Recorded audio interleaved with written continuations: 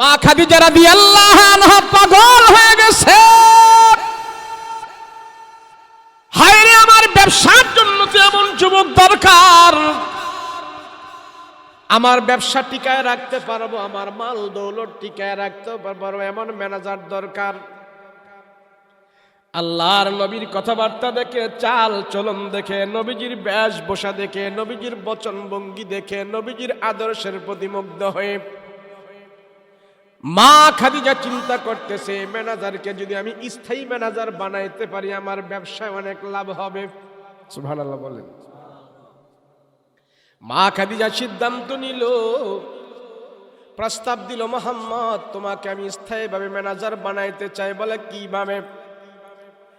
আমার স্বামী মারা গেছে, আমি এখন একা, তুমি যদি রাজি থাকো, আমি খাদিজা আমার বিশাল সম্পত্তি ধন ভান্ডার যা আছে সব কিছু আছে, এগুলির মালিক হইলাম আমি। তুমি যদি রাজি থাকো তাহলে আমার পক্ষ থেকে আমি প্রস্তাব দিলাম, তোমাকে আমার জীবনের সাথী বানাই নিতে চাই। রাহমাতুল লিল আলামিন বলে, আমার ধন সম্পদের দরকার নাই, আমার বিবাহের বয়স হয়েছে, কিন্তু আমি একা সিদ্ধান্ত নেব না, আমার গার্জিয়ান আছে। কে গো তোমার গার্জিয়ান কে? নবী বলে, খাদিজা আমার গার্জিয়ান হলো আমার চাচারা আছে, যারা আমাকে লালন পালন করে বড় করেছে তারা আছে। নবীজির বয়স হলো 25 বছর, আর আম্মাজান খাদিজার বয়স হলো 40-এর উপরে। ওই 40-এর উপরে সেই মহিলা প্রস্তাব দেয়, আমার নবীজির আদর্শ দেখে, নম্রতা দেখে, ভদ্রতা দেখে, উদারতা দেখে, বিশ্বস্ততা দেখে, আমানতদারি দেখে, রাহমাতুল লিল আলামিন চাচাদেরকে যখন যে কথা বলল, চাচারা বলে, আমরা সিদ্ধান্ত নেব মুহাম্মদ তোমার ব্যাপারে কি করা যায়। সব চাচারা বসে এবার সিদ্ধান্ত নিলে, আমরা খাদিজার সাথে তোমাকে বিবাহ দেবার সিদ্ধান্ত নিয়েছি, তুমি কি মালাম? বলে, আমার কোনো অনুমতি নাই, আমার কোনো না নাই হা নাই, আপনারা যা বলেন তাই সিদ্ধান্ত আমি মেনে নেব।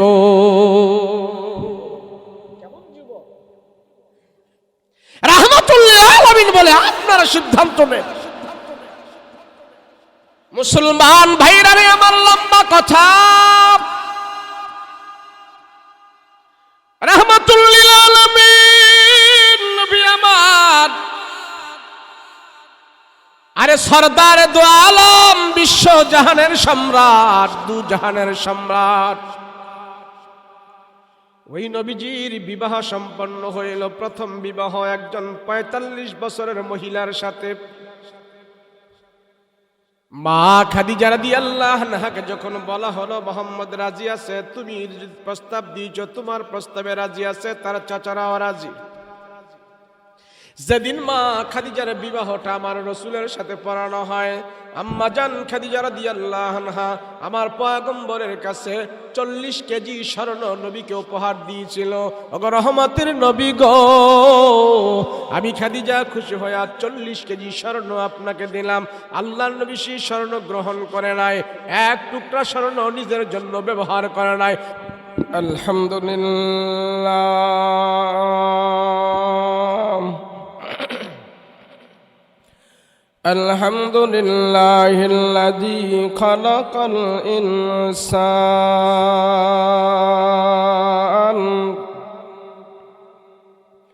ওয়া আল্লামাহুল বায়ান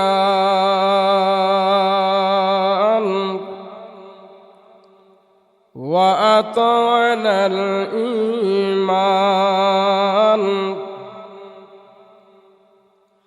وخلقنا المسلمين والمسلمات صلى الله تعالى عليه وعلى آله وأصحابه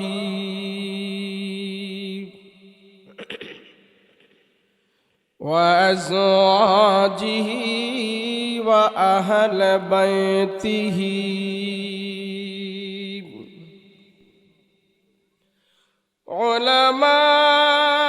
علماء أمته وفقهاء ملته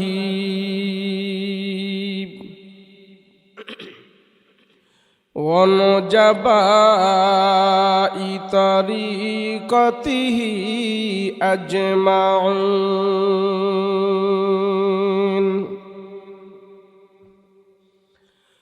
الذي أرسله الله تعالى بالحق بشيرا ونذيرا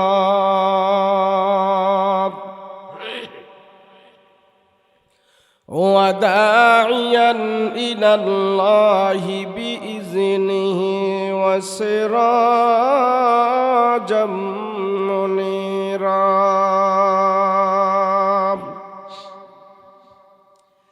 أما بعد فأعوذ بالله من الشيطان الرجيم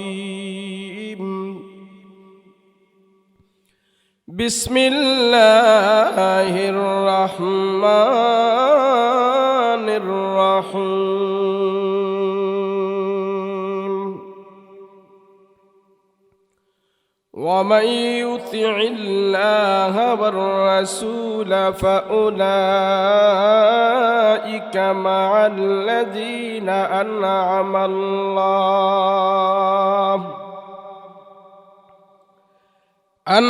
الله عليهم من النبيين والصديقين والشهداء والصالحين وحسن أولئك رفيقا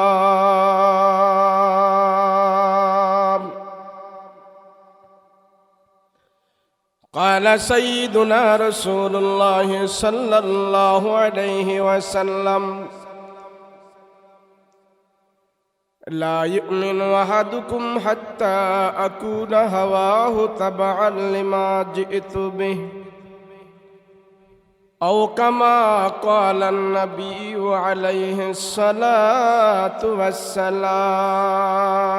والسلام وقال تعالى في شان حبيبه ومحبوبه وما أرسلناك إلا رحمة للعالمين صلى الله على سيدنا ومولانا محمد وعلى آله وأصحابه أجمعين بلغ العلا بكماله كشف الدجى بجماله حسنت جميع خصاله صلى عليه وآله كريم السجانيا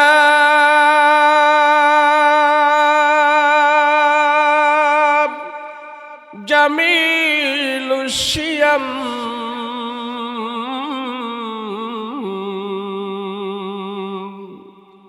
نبي البراء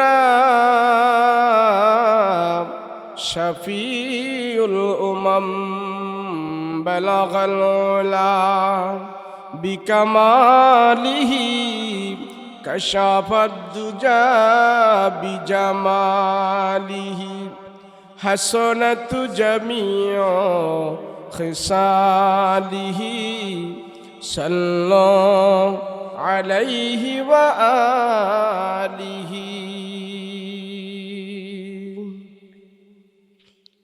নবী নবী করে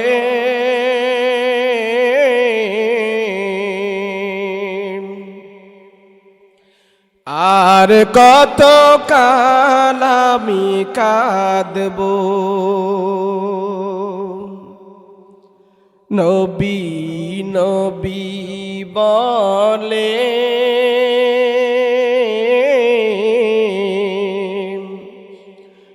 আর কত কাল আমি কাঁদব।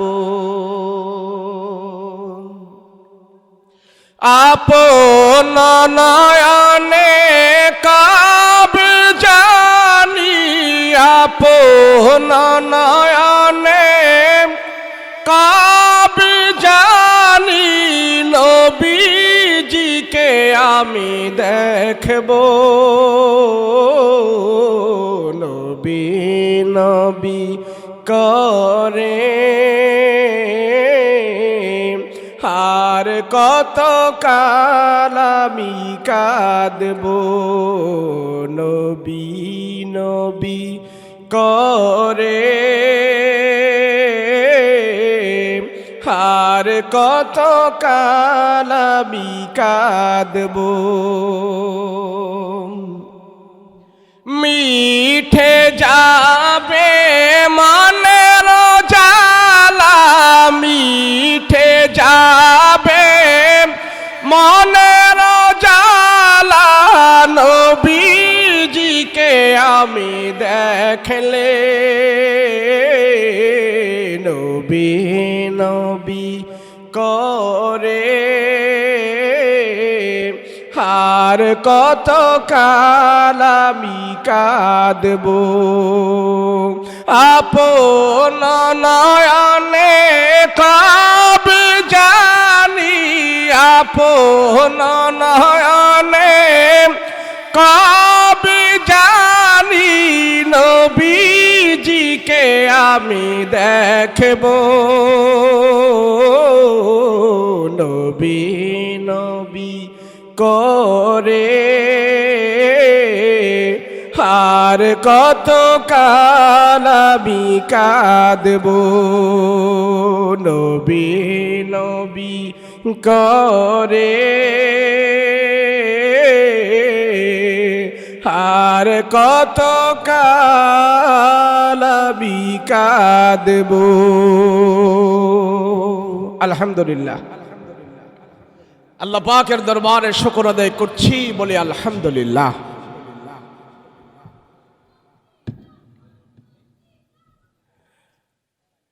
আল্লাহ যারে দয়া করে, মায়া করে, আপন করে, রহমতি বরকতি নজর দি কোরআন ও হাদিসের আলোচনা শুনবো এবং বলবো, সেই হিসাবে আল্লাহ আপনাকে আমাকে এখানে একত্র করেছেন। এই একত্র হওয়াটা যেন আল্লাহর দরবারে কবুল হয়, সকলে বলেন আল্লাহুম্মা আমিন। অসংখ্য অগণিত মানুষ থেকে আল্লাহ বাছাই করে আমাদের কিছু মানুষকে আল্লাহ এখানে বসার তৌফিক দিয়েছেন। এই বসাটা আমার আপনার শক্তি পাওয়ার ক্ষমতার বলে নয়, আল্লাহ পছন্দ করেছেন, সেই জন্য আমি আপনি এখানে বসতে পেরেছি। আচ্ছা, আপনারা যে এতক্ষণ বসে বসে মুফতি আব্দুল বাতেন কাসিমি সাহেব হুজুরের আলোচনা এখানে শুনেছেন, আমার পরে আরো মূল্যবান নসিহত যিনারা করবেন, কেউ 1 ঘন্টা, কেউ 2 ঘন্টা, কেউ আধা ঘন্টা, কেউ 3 ঘন্টা এখানে বসে বসে যে আল্লাহ রসুলের কথা শুনবেন, বলেন আপনাদের ফায়দা হইব কি, লাভ হইব কি? বলবেন লাভ লাভ, কিন্তু কি লাভ? আমি একটা লাভের কথা বলি, আল্লাহ রসুলের কথা যারা বলে এবং শোনে, এখনো আমল করে নাই, অনেকে বুঝেও নাই, শুধু বইসা রইছে, নবীজির কথা শোনার জন্য শুধু বসে রইল। আপনার 50, 60, 70 বছরের হায়াত থেকে আজকের মাহফিলে আপনি 1 ঘন্টা 2 ঘন্টা যে বসে থাকবেন, আপনার 70 বছরের জিন্দেগি থেকে এই 2 ঘন্টা আল্লাহর দরবারে গুনাহমুক্ত হয়ে পৌঁছে যাবে। বলেন, আপনারা বসে এখানে কেউ গুনাহ করছেন? বিড়ি টিড়ি খাইছেন কেউ বৈশা? গান বাদ্য করছেন? কোনো খারাপ কাজ করছেন? কিছুই করেন নাই, শুধু বসে আছেন। এই বসে থাকাটা আল্লাহর দরবারে কত মূল্যবান জানেন? আমরা এখানে বসে বসে আল্লাহ রসুলের কথা শুনি, আর আল্লাহ আমাদেরকে নিয়ে ফিরিস্তাদের মজলিসে আরশে আজিমে আলোচনা করতেছিস। বলেন, আমাদের দাম আছে না নাই? আমরা আল্লাহর কথা বলি জমিনে বসে, আল্লাহ আমাদের আলোচনা করে আকাশে ফিরিস্তাদেরকে নিয়ে। সুবহানাল্লাহ বলেন। এই জন্য এটা গুনাহমুক্ত মজলিস। কি মজলিস? গুনাহমুক্ত। এখানে কোনো গুনাহ হচ্ছে না। এই জন্য এই সংখ্যায় কম। আর যেই জিনিস সংখ্যায় কম, দেখায় কম, ওই জিনিসের দাম বেশি। স্বর্ণ দেখতে বেশি দেখা যায় না ছোট দেখা যায়? হীরা, মণি, মুক্তা, ডায়মন্ড, গোল্ড, এগুলা কি এরকম বিশাল বড় থাকে না ছোট থাকে? দেখতে ছোট, দেখতে কম, কিন্তু দামেও কি কম? আমাদেরও আজকে দেখতে সংখ্যায় কম, কিন্তু আমাদের দাম অনেক বেশি। কথা বলেন ঠিক কিনা? আচ্ছা, আপনি বলেন দেখি, আপনাদের এদিকে বাজার আসেনি? বাজার মাছ বেচেনি? দেখবেন কিছু মাছ আছে পচা দুর্গন্ধ বের হয়েছে, আর কিছু মাছ আছে টাটকা মাছ। আছে না? না, যিনি বিক্রি করবে পচা মাছও নিয়ে বসে রয়েছে, টাটকা মাছও নিয়ে বসে আছে। পচা মাছের কাছে দেখবেন মাছি বিলবিল বিলবিল করতেছে, বহুত মাছি। তো টাটকা মাছে কোনো মাছি নাই। আমার কথা বুঝেননি? বুঝছেন? টাটকা মাছে মাছি নাই, এর জন্য কি দাম কম? কথা কয় না। তাজা মাছ, টাটকা মাছ, এটাতে মাছি নাই, কিন্তু দাম অনেক বেশি। ওয়াজ মাহফিল এটা টাটকা জিনিস, এখানে মাছি কম, কিন্তু দাম অনেক বেশি। কথা বলেন ঠিক কিনা? কিন্তু পচা পচা দুর্গন্ধ বের হয়েছে, বহুত মাছি, ওখানে দাম নাই। গান বাদ্য, নাচা নাচি, যাত্রা, থিয়েটার, এটা হেটা, কত অশালীন অসভ্য কাজ কারবারে হাজার হাজার লোক, হাজার হাজার মানুষ, ওটা পচা দুর্গন্ধ বের হয়েছে, এর জন্য ওখানে মাছি বেশি, আল্লাহর কাছে কোনো দাম নাই। কথা বলো ঠিক কিনা? ওয়াজ মাহফিলে লোকজন কম হবে, এটা স্বাভাবিক। কম হলেই ভালো, কবুলিয়তের লক্ষণ।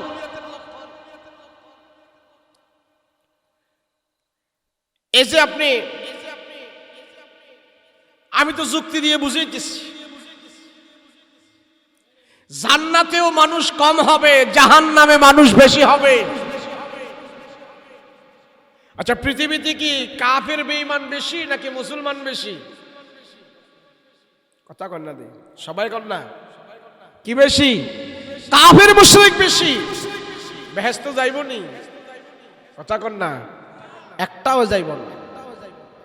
ইমানদার মুসলমান, আল্লাহ এবং রসুলকে যারা বিশ্বাস করেছে, আমার রসুলুল্লাহর মহব্বতে, রসুলুল্লাহর আশিক হয়ে যারা কবরে যাবে, একদিন না একদিন তারা জান্নাতে চলে যাবে। এমন সংখ্যা কি বেশি না কম? কম না? কম, কিন্তু জান্নাতের মেহমান হয়ে যাবে। এখন তো আমি যুক্তি দিয়ে বুঝাইলাম। তো এই কথাটা আল্লাহ কোরআনে বলে দিছে। আল্লাহ পাক এটা কি লাগাইছেন? এটা না, লাইভ তো আমি দিব না। আমার তো কইবেন না আপনি লাইভ দেওয়ার লাগে। আমি লাইভ দেই না। দেহ প্রবাসী আমি একটা কথা বললে কথাটা লাইভ দিলে আর আমার কাছে থাকে না, এটা আরেকজনের কাছে চলে গেছে। এই কথাটার মালিক আর আমি না। এখন আমি কথা বলতে গেলে এদিক সেদিক হইতেই পারে। যারা কথা বেশি বলে, প্রতিদিন যারা কথা বলে, তাদের কথায় কিছু ভুল হইতেই পারে। এর জন্য আমার অনিচ্ছাকৃত ভুল যদি আপনার লাইভে চলে যায়, আর এটা নিয়ে যে কোনো মানুষ আমাকে যা কিছু করতে পারে, এর জন্য আমাদের জন্য লাইভ দেওয়াটা মুশকিল,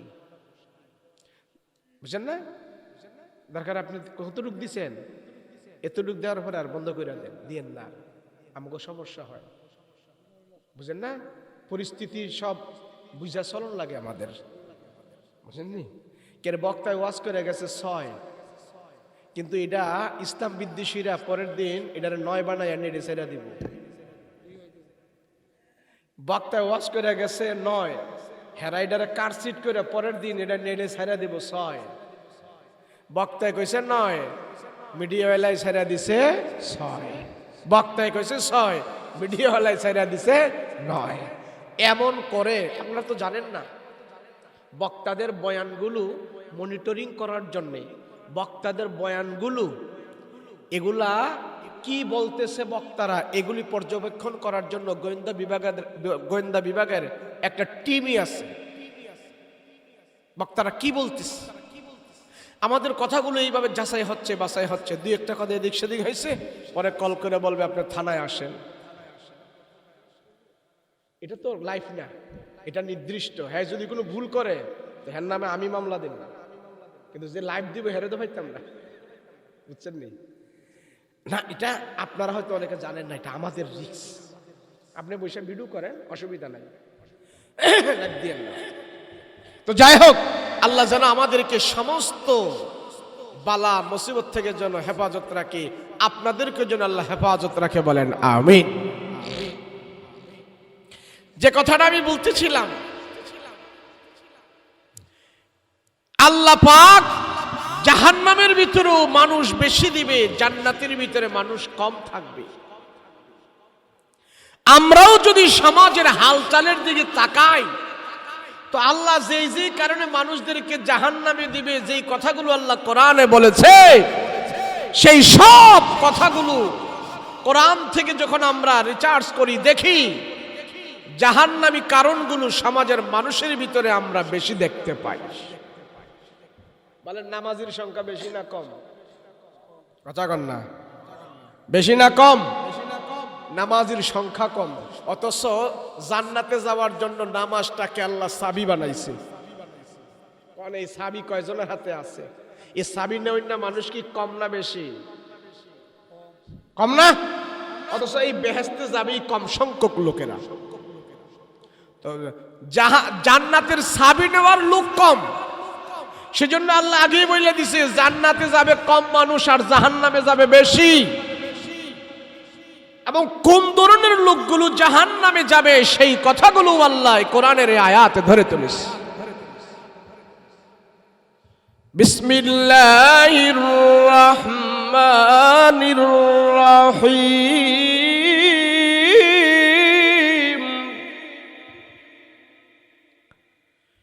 ওয়ালাকাদ যারানা লিজাহান্নাম কাসীরাম মিনাল জিন্নি ওয়াল ইনস।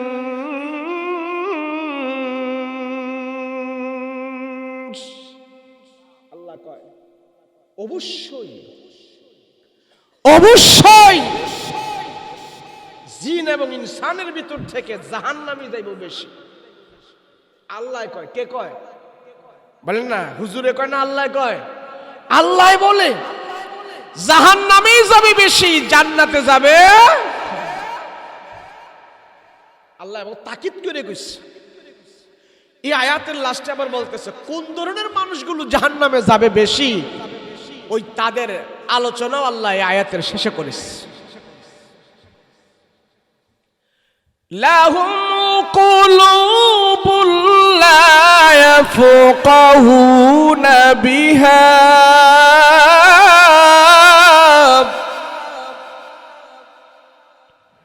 ওয়া লাহুম আ'য়ুনুন লা ইউবসিরুনা بها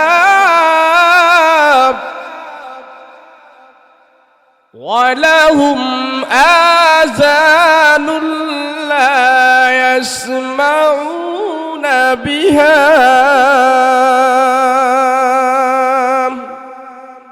তিনটা কথা এখানে বলছে যারা জাহান্নামে যাইব এদের কান আছে এদের চোখ আছে এদের দিল আছে এইগুলো থাকার পরেও তারা আল্লাহকে চিনে না কোরআনকে তারা দেখে না কোরআনের হুকুম মানে না আল্লাহর হুকুম মানে না এই সমস্ত মানুষগুলোই পাড়া মহল্লায় বেশি আর এদের জন্যই আল্লাহ বলে তাদের কি আমি জাহান্নামে দিব এই জাহান্নামের সংখ্যাই সমাজে হবে বেশি এটা কিন্তু আমার তাফসীর না এটা সরাসরি কোরআনের আয়াত জানো এই সমস্ত মানুষগুলো জাহান্নামী হবে তোমাদের কাছে তারা মানুষ আমার আল্লাহর কাছে তারা মানুষ নয় তোমাদের কাছে 2 পাওয়ালা মানুষ আর আমার আল্লাহর কাছে তারা 4 পাওয়ালা জানোয়ারের মতো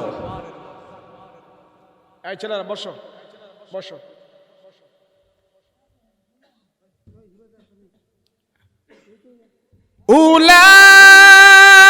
উলাইকা কাল আনআম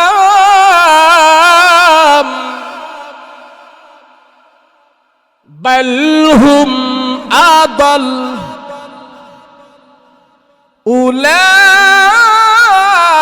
أولئك هم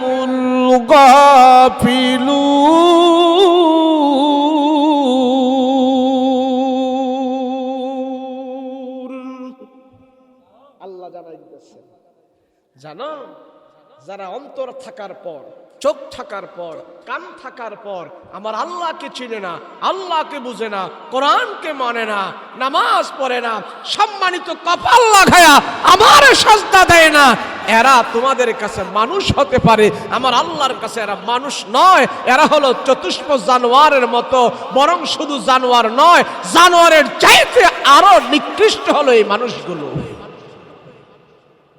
মানুষরে আল্লাহ আশরাফুল মাখলুকাত বানায়া আল্লাহ কইতাছে মানুষ বলে জানোয়ারের চাইতে আরো নিকৃষ্ট কেমনে আল্লাহ কি এমনিই কইছে কোনদিন শুনছেন একটা গরু আর একটা গরুরে ঢুসায় মেরে ফেলছে কথা কানে দিই কোনদিন শুনছেন একটা বকরি আর একটা বকরিরে মেরে ফেলছে কোনদিন শুনছেন একটা মুরগি আর একটা মুরগিরে মেরে ফেলছে শোনেন নাই কিন্তু মানুষ আশরাফুল মাখলুকাত হয়ে একটা মানুষ আরেকটা মানুষকে খুন করে দিছে আরেকটা মানুষকে হত্যা করে ফেলছে কোনো দ্বিধাবোধ করে নাই যেই কাজটা পশুর ভিতরে নাই সেই কাজটা যখন মানুষের ভিতরে চলে আসে আল্লাহ কয় তুই মানুষ নয় পশুর মতো তুই পশুও নয় পশুর চাইতে আরো তুই বেশি নিকৃষ্ট মানুষ তুমি চিনো কারে আল্লাহরে চিনো কারে চিনো জোরে বলেন না কারে চিনো আল্লাহর এখন আল্লাহর চিনার জন্য আমরা জামু কই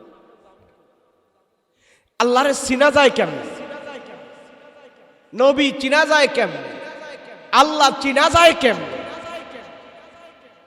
এক কবি সুন্দর করে একটা কবিতা গাইছে এই কবিতার মধ্যে আল্লাহর সৃষ্টি আল্লাহ ধইরা তুলছে কয় আচ্ছা মানুষ বলো দেখি রাত্র কেন কালো চাঁদ সূরজ কোথা হতে পেল এত আলো পশু পাখি কয় না কথা মানুষ কেন কয় বলো বলো বলো মানুষ এসব কেমন করে হয় ফুলগুলি সব নানা রঙে কেমন করে হয় পাতাগুলো সবুজ বটে ফুলের মতো নয় দুধু কেন হয় সাদা মরিচ কেন ঝাল আমগুলি পাকলে আবার কেমনে তা হয় লাল আমরা মানুষ বাস করি ভাই এই দুনিয়ার রঙে হাতের রেখায় আর চেহারা মিলে না কারো সঙ্গে আর মিলে না কথার ধরন আঙ্গুলের টিপ আল্লাহ আছে একজন এবার প্রমাণ হলো ঠিক আল্লাহ যে আছে এটা বুঝানোর জন্য এটা বুঝার জন্য এত ডিগ্রি লাগে না এত শিল্পপতি হওয়া লাগে না আল্লাহ যেন আমারে বানাইছে এটা বুঝার জন্য ইরান তুরানে যাওয়া লাগে না আমার নিজের বডির দিকে তাকাইলে আমি দেখতে পারি আল্লাহ আমারে কত সুন্দর করে বানিয়েছে তাম দুনিয়াতে যত মানুষ আছে একটা মানুষের চেহারা আরেকটা মানুষের সাথে হুবাহু মিলে না। কথা বলেন ঠিক কিনা? বলে আপনি বানাইলো কে? কে বানাইলো? কাঁচামরিচের মধ্যে ভিটামিন সি আছে, আছে না নাই? কইছে কে? ডাক্তারে কইলো কে? মেডিকেল সায়েন্স গবেষণা করে বের করেছে কাঁচামরিচের মধ্যে ভিটামিন সি আছে। আরে মানুষ, এই কাঁচামরিচ খেলে তোমার শরীরের জন্য অনেক উপকার, ভিটামিন সি। ডাক্তার বলেছে, মেডিকেল সায়েন্স গবেষণা করে বের করেছে। যদি ডাক্তাররা আর একটু গবেষণা বেশি করে করতো, যে কাঁচামরিচে তো ভিটামিন সি পাইলাম, কিন্তু এইবার আমরা খুঁজতে থাকি কাঁচামরিচের মধ্যে ভিটামিন সি কোন ডাক্তারে ঢুকাইলো, ওই ডাক্তারটা কে কে কে কে কে করলেই ওই ডাক্তাররাও আল্লাহকে পাইয়া যাইতো। কাঁচামরিচে কোনো ডাক্তারে ভিটামিন দিছে? হ্যাঁ, কোনো মেডিকেল সায়েন্স দিছে? দিছে কে? আল্লাহ। মানুষ আল্লাহ রয়েছে। আপনাদের এটা কোন থানা? ছাতক থানা। ছাতক? তাহলে ছাতক থানা হইলে আপনারা ছাতক থানাবাসী যারা আছেন, প্রত্যেকের হাতের মধ্যে এই যে ফিঙ্গারের ছাপ আসেনি? আছে। যখন বাংলাদেশ ছেড়ে কোনো মানুষ ইউরোপে যায়, মিডল ইস্টে যায়, এয়ারপোর্টে গেলে কি বলে? সাইন রাখে। ইমিগ্রেশন পার হওয়ার সময় কি দলিল রাখে? ব্যাংকের চেক রাখে? কি রাখে? টিপ দাও, টিপ দাও, 2 আঙ্গুল দাও, 4 আঙ্গুল দাও, 10 আঙ্গুল দাও। কারণ কি? তুমি পৃথিবীর যেখানেই যাবি, আমার দেশে তুমি অন্য দেশ থেকে আমার দেশে প্রবেশ করেছো, আমার দেশে যদি কোনো অকারেন্স করো, যখন আবার এই এয়ারপোর্ট দিয়ে পার হবে, পাস হবে, তোমার এই ফিঙ্গারের ছাপ যখন আবার রাখা হবে, সাথে সাথে তোমার নাম আমাদের কম্পিউটারে বেজে উঠবে। কথা বলেন ঠিক কিনা? পৃথিবীতে যত মানুষ আছে, সব মানুষের এই হাতের ফিঙ্গারের ছাপ এক এক রকম, কারোরটার সাথে কারোরটা বনে না। কথা বলেন ঠিক কিনা? ছাতক আর কুমিল্লাবাসীর হাতের ফিঙ্গারের ছাপ মিলে? এই এই ছেলেরা, এই মোবাইল নামাও, কথা শোনো। হাতের ফিঙ্গারের ছাপ মিলে না। কুমিল্লা আর ছাতক তো দূরের কথা, বাবারটার সাথে তো পোলারটারই মিলে না। কথা বলেন ঠিক কিনা? বলে এমন করে বানাইলো কে? জোরে বলেন না, কে বানাইলো? আল্লাহ কয়, তোমরা দুনিয়াতে এত বিল্ডিং, অট্টালিকা, প্রাসাদ, বিমান, কামান, এরোপ্লেন হেরোপ্লেন যা বানাইছো, বেশি বাহাদুরি করো তো সামান্য কিছু একটা জিনিস আমি তোমারে দিলাম, পারলে বানায়া দেখো। তোমার হাতের ফিঙ্গারের ছাপ অন্য মানুষের ফিঙ্গারের ছাপ তুমি নকল করে পারলে তুমি দেখায় দাও। এমন ব্রেন আমি আল্লাহ কাউকে দেই নাই। কথা বলেন ঠিক কিনা? তার নাম কি? বলেন না, তার নাম কি? ধারে ছিল আরব দেশের মানুষেরা। আমার নবীজি দুনিয়াতে আসার আগে আরবের জাহেলেরা আল্লাহ চিনে নাই, নবী চিনে নাই, আখেরাত বুঝে নাই। আখেরাত বুঝছে তাদের মন মতো বুঝছে। কিসের মতো? মন মতো। ঈসা নবী থেকে নিয়ে আমাদের নবী পর্যন্ত 600 বছরের এখানে একটা গ্যাপ ছিল। কয়শো বছর? এই 600 বছর পৃথিবীতে কোনো নবী রাসূল আসে নাই। এই 600 বছর আসমানি কিতাব পয়রা বুঝানোর মতো লোক ছিল না। এই 600 বছর আখেরাত সম্পর্কে কেউ দাওয়াত দেয় নাই। ওয়াজ ছিল না, বক্তা ছিল না, খতিব ছিল না, পীর মাশায়েখ ছিল না, ওলি আবদাল ছিল না, সব ছিল দুনিয়াদার এবং সব মানুষ ছিল, কিন্তু আখেরাতের জ্ঞান ছিল না। আসমানি কিতাবের জ্ঞান তাদেরকে দেওয়ার মতো কেউ ছিল না। না থাকার ফলে ওই জাহেলিয়াতের যুগের মানুষগুলো মূর্খতায় পরিণত হয়েছে। কেমনে? যদি আসমানি জ্ঞান না থাকে, কোরআনের জ্ঞান না থাকে, রাসূলুল্লাহর জ্ঞান না থাকে, না থাকলে হবে কি জানেন? মন মতো ইসলাম মানা শুরু করবে। যে যেটা বলবো ওইটারে ধর্ম মনে করবে। যেমন খানায় কাবার ভিতরে এই আরবের লোকেরা 360টা মূর্তি ঢুকাইছিল। কয়টা? এবং কি তারা শুধু মূর্তি ঢুকায় নাই, এদের ভিতর থেকে কেউ কেউ উলঙ্গ হইয়া নারী পুরুষেরা খানায় কাবার ভিতরে গিয়ে তোয়াফ করত। বুঝেন না আমার কথাটা? তো নাউজুবিল্লাহ তো আসতে কইলেন কে? আপনাকে মসজিদে যদি কেউ উলঙ্গ হইয়া নামাজ পড়তে যায়, হ্যাঁ মসজিদে জায়গা দিবেন নাকি ফিডায় বার করে দিবেন? তো মক্কার এই কাফেররা জামা কাপড় খুললা উলঙ্গ হইয়া এরা খানায় কাবায় গিয়ে তোয়াফ করত। তো কেউ কেউ জিগায়, তাই তোমরা এভাবে জামা কাপড় খুলে একবারে উলঙ্গ হয়ে নারী পুরুষেরা খানায় কাবায় ঢুকছো, এটা কেমন? না, আমরা তো সোয়াবের নিয়তে ঢুকছি। এর নিয়তে? সোয়াবের নিয়তে। আরে উলঙ্গ হয়ে ঢুকলে সোয়াব হবে, কে বলছে তোমাদেরকে? জানো না আমাদের এই জামা কাপড় পরে আমরা অনেক গুনাহ করেছি, আমরা সুদ খাইছি, ঘুষ খাইছি, জিনা করছি।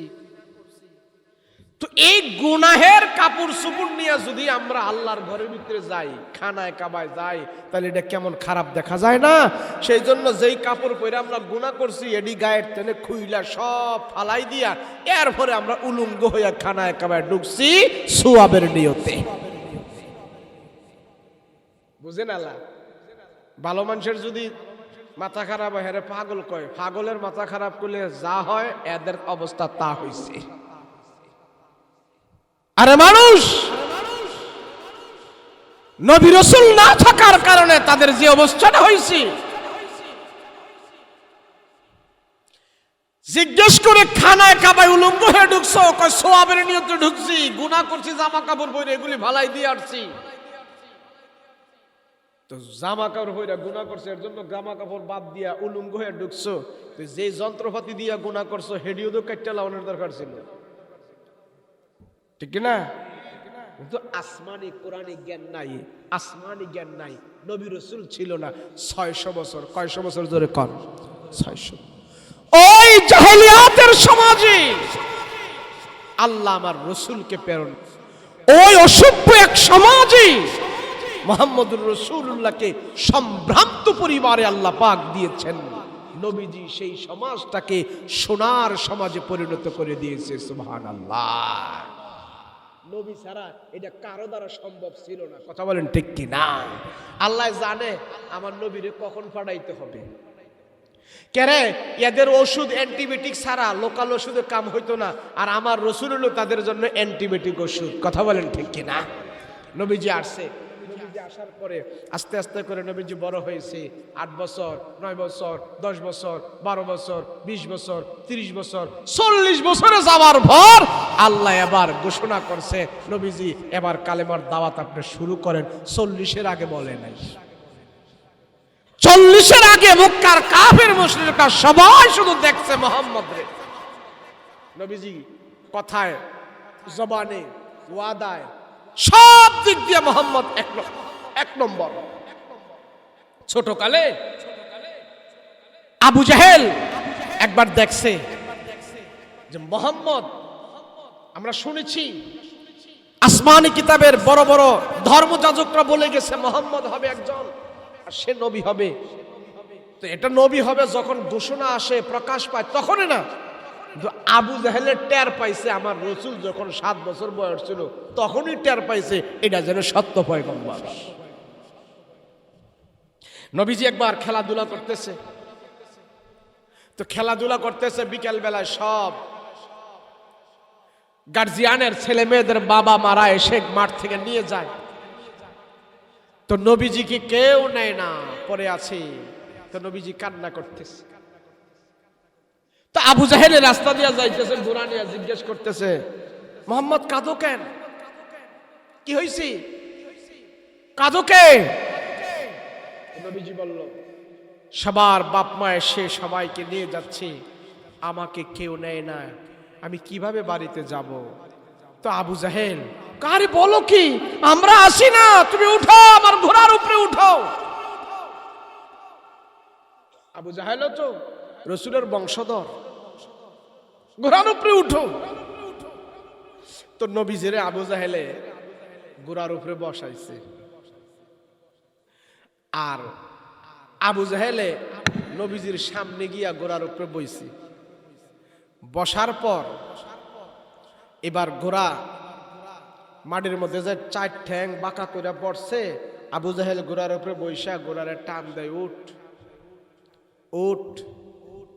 এমন জোরে জোরে টানতেছে, ঘোড়া আর উড়ে না।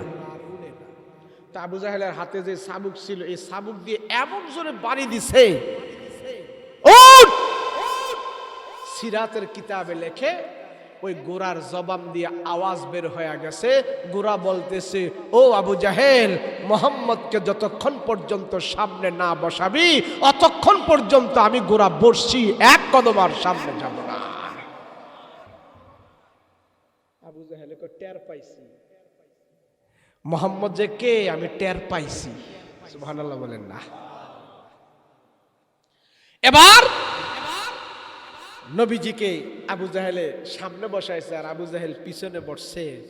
ওই আবু জাহেলের ঘোড়াটা লাফ দিয়া দাঁড়াইয়া এমন দ্রুত বেগে চলছে, আবু জাহেল বলে, আমার ঘোড়াকে এত দ্রুত বেগে চলতে আমি কোনো দিন দেখি নাই। আবু জাহেলের ছোট কালে টের পাইছে এটা যেন সত্য পয়গম্বর, কথা বলেন ঠিক কিনা। চলছি চলছি চলছি, চলতে চলতে বয়স আমার রসুলের 25 বছর।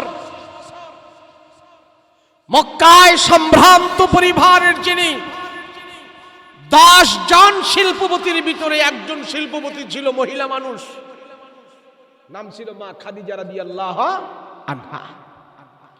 এই শিল্পপতি মহিলায় উনার জামাই মরে গেছে। এখন ওনার মাল সামানা যা আছে, ব্যবসা বাণিজ্য, এগুলি সব ঠিক রাখার জন্য মহিলা মানুষ আর কত পারবে। তো আরব দেশের নিয়ম ছিল, মক্কা মদিনায় যারা ব্যবসা করত 6 মাসের জন্য সিরিয়ায় পাঠাই দিত, 1 মাসের জন্য সিরিয়ায় পাঠাই দিত, শামে পাঠাই দিত, রুমে পাঠাই দিত। ব্যবসায় তিজারতের কাফেলা মাল দৌলত দিয়ে এটা বিক্রি করে আবার মক্কা আসতো, আসার পর একটা লাভ যায় দাঁড়াইতো। তো খাদিজা রাদিয়াল্লাহু আনহার স্বামী মারা যাওয়ার পর এই উনার কাঁধে আইসা পড়ছে এত বিশাল বড় ব্যবসা। 10 জন শিল্পপতির ভিতরে উনিও ছিলেন একজন শিল্পপতি। তো উনি যখন লোকজন দিয়া পাঠায়, মাল বিক্রি করতে পাঠায়, তখন আইসা দেখে মালে লাভ হইব দূরের কথা, লস হইতাছে। এইভাবে যদি লস হয় তাহলে আমার এই ব্যবসা বাণিজ্য আমি কেমনে ঠিক রাখবো। দেখেন না, মালিক যদি ব্যবসার কাছে না থাকে তো কর্মচারী খায়ালায়, ম্যানেজারে খায়ালায়, শ্রমিকেরা খায়ালায়, ব্যবসা একবারে ডাউন হয়ে যায়। তো আম্মাজান খাদিজার এমন অবস্থা হয়েছে। আম্মাজান খাদিজার বান্ধবী কয়, তোমার ব্যবসা যদি এমনি চলতে থাকে এটা কোনো হিসাব কিতাব পাইতা না। বলে, কি করব এখন, ভালো লোক পাবো কোথায়, আমানতদারি লোক পাবো কোথায়। তা আম্মাজান খাদিজার বান্ধবী একজন উনি কইতাছে, মক্কায় একজন আমানতদার আছে, সবাই তার কাছে নিয়ে দিনার দেরহাম টাকা পয়সা জমা রাখে। জানো, সে একটি টাকাও কারো মেরে খায় না, খরচ করে না। আমানতের টাকা তার কাছে যেমনে রাখে, সে আবার সময় মতন তাদের টাকা টোকা ফেরত দিয়ে দেয়। আমার রাসূলকে আল আমিন উপাধি দিয়েছিল মক্কার কাফেরেরা।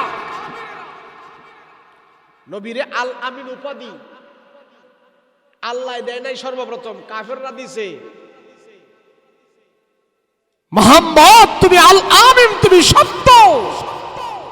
আল্লাহ কাফেরদের জবান থেকে বের করছে, তোরা কও আমার নবী জানি সত্য। তোরা কও নবীর জবান দিয়ে কোনোদিন মিথ্যা কথা বের হয় নাই, তোরা বুঝ। কেননা এই নবী তো একদিন আমার দাওয়াত দিব, তখন তোরা বলতে পারতি না যে মোহাম্মদ মিথ্যা কথা বলে। কথা বলেন ঠিক কিনা। আবু জাহেল বড় নেতা ছিল, 2 টাকা দিয়েও আবু জাহেল কেউ বিশ্বাস করত না। আবু জাহেল এটা ছিল ভাড়া মার্কা। ভাড়া বুঝেননি? হ্যাঁ, মানুষের গরু ছাগল উট বকরি এগুলি আইনা খাইয়া ফেলতো সঙ্গ ফঙ্গ লইয়া। যদি মানুষ এসে বিচার দিত, কোনো বিচার পাইতো না। গরিবের ধন সম্পদ সব আবু জাহেল মাইরে খেয়ে ফেলতো। খালি পোলা প্যান্ট লাগাই দিত, হ্যাঁ গরু নিয়ে আইস, হ্যাঁ ওট নিয়ে আইস, হ্যাঁ বকরি নিয়ে আইস, খালি আনিস, খালি আনিস, আমার কাছে আনিস। এক প্রকারের লোক আছে না সমাজে, খালি আমারে দিস, আমারে আনিস। আমি কারোর দিতাম না, খালি আমার কাছে আনিস। এমন আনিস গ্রুপের সভাপতি ছিল আবু জাহেল। কারো কেউ তারে দিল দিয়ে বিশ্বাস করতো না, কিন্তু ভয় পাইত। কিন্তু মানুষের কাছে দিনার দিরহাম টাকা পয়সা এগুলি যখন হয়, আমাদের কাছে তো মূল্যবান টাকা পয়সা হলে আমরা ব্যাংকে নিয়ে জমা রাখি। ইসলামী ব্যাংক আছে, অগ্রণী ব্যাংক আছে, সোনালী ব্যাংক আছে, এই ব্যাংক সেই ব্যাংক, সব ব্যাংকের মধ্যে নিয়ে আমরা টাকা টোকা রাখি, তাই না? তখনকার মানুষদের তো কোনো ব্যাংক ছিল না, নিরাপত্তার জন্য টাকা রাখার জায়গা ছিল না। তখন এই জায়গা কে কই পাবে? সব মক্কার কাফেররা আমার নবীজিকে আমানতের ব্যাংক হিসাবে ব্যবহার করেছিস। আমার নবী রাহমাতুল লিল আলামিন সব কাফির মুশরিকদের কাছে পয়গম্বর একজন বিশ্বস্ত মানুষ হয়েছিলেন, বিশ্বস্ত নবী ছিলেন, বিশ্বস্ত ছিলেন। সবাই বলে আমাদের মূল্যবান সম্পদ যদি আমরা মুহাম্মদের কাছে জমা রাখি, আমাদের সম্পদটা নিরাপদ থাকবে, নিরাপদ থাকবে, আমানত থাকবে। ও মুহাম্মদ, এই নাও আমাদের টাকা পয়সা, দিনার দিরহাম তোমার কাছে জমা রাখলাম, তোমার কাছে জমা রাখলাম, তোমাকে আমরা বিশ্বাস করালাম। নবীজি কাফির মুশরিকদের কাছে ছিলেন আমানতের ব্যাংক, বিশ্বস্ততার ব্যাংক, সত্যবাদী, নাকার, সালেহ ব্যক্তি ছিলেন নবীজি। এই আমানতদারিতার খবর আম্মাজান আয়েশা, আম্মাজান খাদিজা রাদিয়াল্লাহু আনহার কানের মধ্যে চলে গেছে। মা খাদিজার বান্ধবী ডাক দিয়া কয়, ও খাদিজা, তোমার ধন সম্পদ যদি টিকাইতে চাও, ব্যবসা যদি টিকাইতে চাও, একজন সত্যবাদী মানুষ লাগবে, আমানতদার মানুষ লাগবে। বলে কই পাবো আমি? বলে মক্কায় একজন আমানতদার ব্যক্তি আছে, আমানতদার একজন যুবক আছে, মক্কায় একজন সত্যবাদী যুবক আছে। ওই যুবকের প্রশংসা সবাই করে। দেখো তারে প্রস্তাব দিয়া তোমার ব্যবসার ম্যানেজার তারে বানানো যায় কিনা, তোমার ব্যবসার জন্য তারে নিযুক্ত করা যায় কিনা। মা খাদিজা রাদিয়াল্লাহু আনহা এবার খবর লাগাইলেন, মুহাম্মদের কাছে যাও, আমি তাকে বেতন দিব, আমি তাকে মায়না দিব, সে যা চায় তা আমি দেব, তারপরও আমার ব্যবসাটা যেন ঠিক থাকে। তারে বলো তাকে দিয়ে আমার তাজারতের কাফেলা মক্কা থেকে শাম দেশে পাঠাইতে চাই, সিরিয়াতে পাঠাইতে চাই, সে রাজি আছে কিনা বলো। তারা যে খবর দাও, সে যা চায় তা তারে আমি দিতে বাধ্য হব। আমার ব্যবসা ঠিকানার জন্য আমানতদারি ম্যানেজার দরকার। রাহমাতাল লিল আলামিন কি মা খাদিজা রাদিয়াল্লাহু আনহা ম্যানেজ করলো। মুহাম্মদ, আমার এই ব্যবসার তিজারতের কাফেলা তোমাকে দিয়ে আমি শাম দেশে পাঠাইতে চাই, তুমি কি বলো? বলে ঠিক আছে।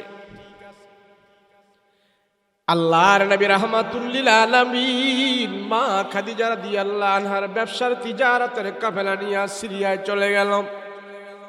সিরিয়ায় যাওয়ার পর মাল দৌলত সব বিক্রি করে যখন নাকি মক্কায় আসছে, মক্কায় এসে যখন নাকি ব্যবসার মালিকের কাছে মা খাদিজা রাদিয়াল্লাহু আনহার কাছে যখন পাই টু পাই হিসাব দিল, মা খাদিজা হিসাব করে দেখতেছে এতদিন যত লস হয়েছে আমার ব্যবসায়, যত লস গেছে, যত গচ্ছা গেছে, সব লস ওইটা এখন দ্বিগুণ পরিমাণে ব্যবসায় লাভ হয়ে গেছে। মা খাদিজা রাদিয়াল্লাহু আনহা পাগল হয়ে গেছে। হায়রে, আমার ব্যবসার জন্য তো এমন যুবক দরকার, আমার ব্যবসা টিকায় রাখতে পারবো, আমার মাল দৌলত টিকায় রাখতে পারবো, এমন ম্যানেজার দরকার। আল্লাহর নবীর কথাবার্তা দেখে, চাল চলন দেখে, নবীজির বেশভূষা দেখে, নবীজির বচন ভঙ্গি দেখে, নবীজির আদর্শের প্রতি মুগ্ধ হয়ে মা খাদিজা চিন্তা করতেছে, ম্যানেজারকে যদি আমি স্থায়ী ম্যানেজার বানাইতে পারি আমার ব্যবসায় অনেক লাভ হবে। সুবহানাল্লাহ বলেন। মা খাদিজা সিদ্ধান্ত নিল, প্রস্তাব দিল, মুহাম্মদ তোমাকে আমি স্থায়ীভাবে ম্যানেজার বানাইতে চাই। বলে কিভাবে? আমার স্বামী মারা গেছে, আমি এখন একা, তুমি যদি রাজি থাকো, আমি খাদিজা আমার বিশাল সম্পত্তি, ধন ভান্ডার যা আছে সব কিছু আছে, এগুলির মালিক হইলাম আমি। তুমি যদি রাজি থাকো, তুমি যদি রাজি থাকো তাহলে আমার পক্ষ থেকে আমি প্রস্তাব দিলাম, তোমাকে আমার জীবনের সাথী বানাই নিতে চাই।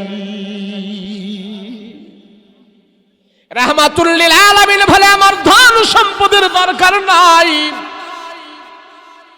আমার বিবাহের বয়স হয়েছে, কিন্তু আমি একা একা সিদ্ধান্ত নেব না, আমার গার্জিয়ান আছে। কে গো তোমার গার্জিয়ান কে? নবী বলে, খাদিজা, আমার গার্জিয়ান হলো আমার চাচারা আছে, যারা আমাকে লালন পালন করে বড় করেছে, তারা আছে। নবীজির বয়স হলো 25 বছর, আর আম্মাজান খাদিজার বয়স হলো 40-এর উপরে। ওই 40-এর উপরে সেই মহিলা প্রস্তাব দেয়, আমার নবীজির আদর্শ দেখে, নম্রতা দেখে, ভদ্রতা দেখে, উদারতা দেখে, বিশ্বস্ততা দেখে, আমানতদারি দেখে, রাহমাতুল লিল আলামিন চাচাদেরকে যখন যে কথা বললো, চাচারা বলে, আমরা সিদ্ধান্ত নেব মুহাম্মদ তোমার ব্যাপারে কি করা যায়। সব চাচারা বসে এবার সিদ্ধান্ত নিলে, আমরা খাদিজার সাথে তোমাকে বিবাহ দেবার সিদ্ধান্ত নিয়েছি, তুমি কি মালাম? বলে, আমার কোনো অনুমতি নাই, আমার কোনো না নাই, হা নাই, আপনারা যা বলেন তাই সিদ্ধান্ত আমি মেনে নেব।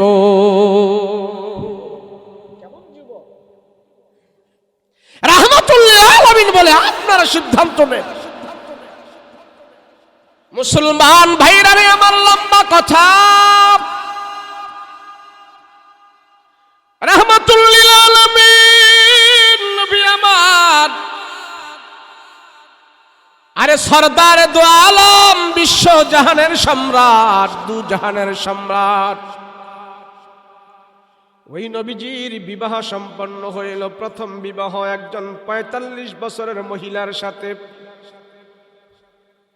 মা খাদিজা রাদিয়াল্লাহু আনহাকে যখন বলা হলো মুহাম্মদ রাজি আছে, তুমি প্রস্তাব দিয়েছো, তোমার প্রস্তাবে রাজি আছে, তার চাচারাও রাজি। যেদিন মা খাদিজার বিবাহটা আমার রসুলের সাথে পড়ানো হয়, আম্মাজান খাদিজা রাদিয়াল্লাহু আনহা আমার পয়গম্বরের কাছে 40 কেজি স্বর্ণ নবীকে উপহার দিয়েছিল।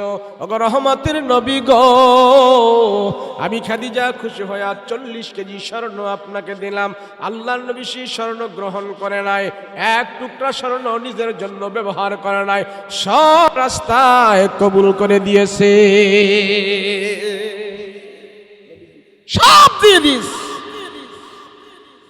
মুসলমান ভাইরা রে আমার, মা খাদিজা রাদিয়াল্লাহু আনহার সম্পদের অভাব নাই, সম্ভ্রান্ত পরিবারের মহিলা, সম্মানের অভাব নাই, সম্পদের অভাব নাই, নম্রতা, ভদ্রতা, উদারতা আছে। নবীজিকে নিয়ে ঘর সংসার করতেছে, এক এক করে যখন ঘর সংসার করা শুরু হলো, নবীজির বয়স হয়ে গেল 40 বছর। এখন আল্লাহ পাক কঠিন ভাবে আমার পয়গম্বরকে বলে দিলেন, ইসলামের দাওয়াত শুরু করেন। রাহমাতুল লিল আলামিনের আচরণ নম্র, ভদ্র, কথাবার্তা দেখা আম্মাজান খাদিজা রাদিয়াল্লাহু আনহা এখন ব্যবসার প্রতি আর মন নাই, নবীজির প্রতি মন চলে আসছে।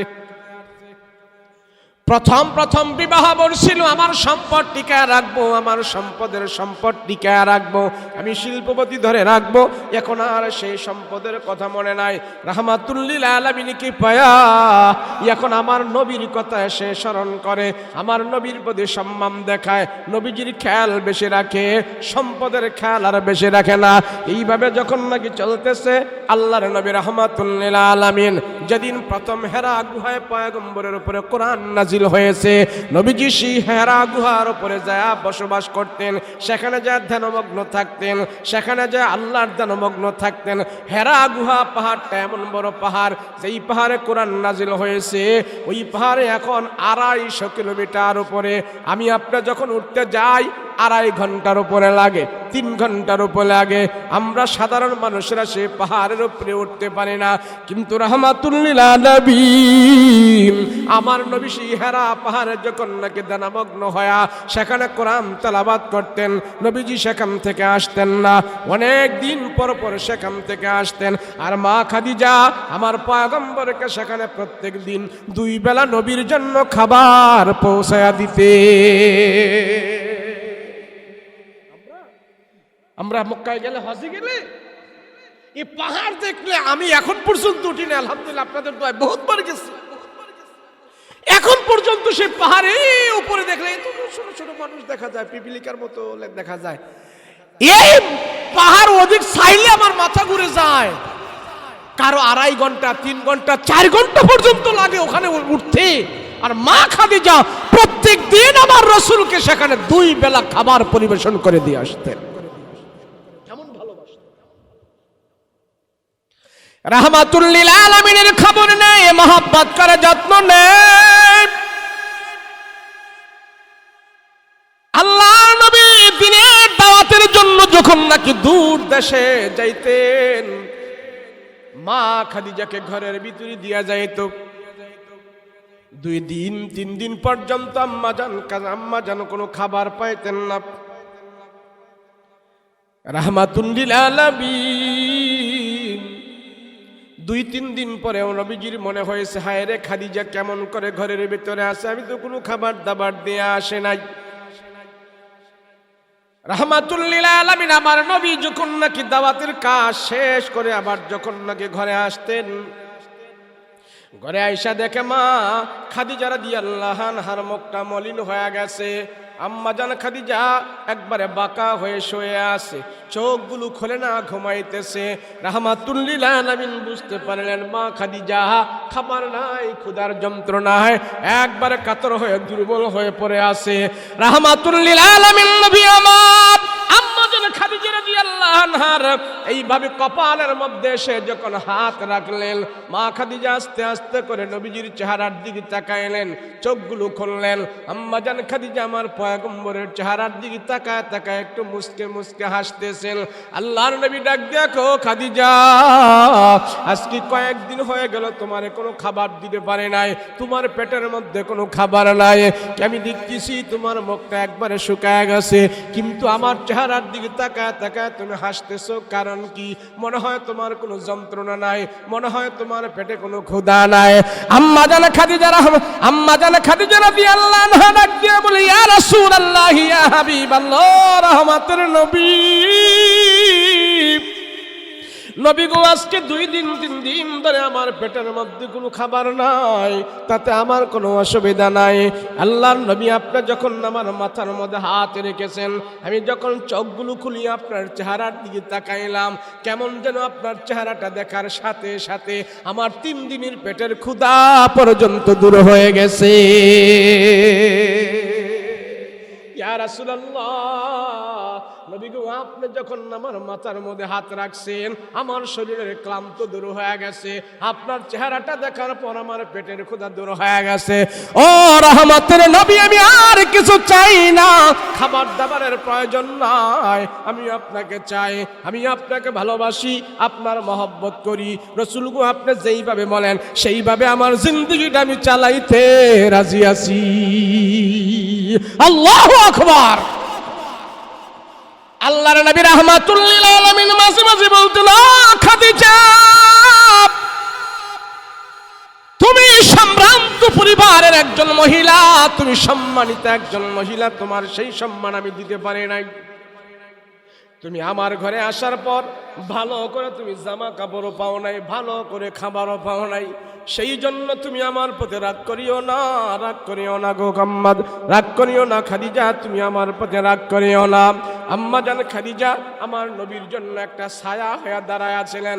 নবীজি যেখানে যাইতেন আম্মা জান খাদিজা নবীজিকে সাহস দিতেন।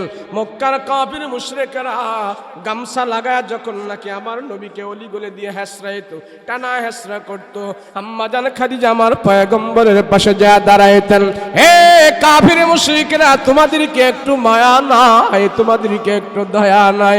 কেন আমার পয়গম্বরকে তোমরা এমন করতেছো?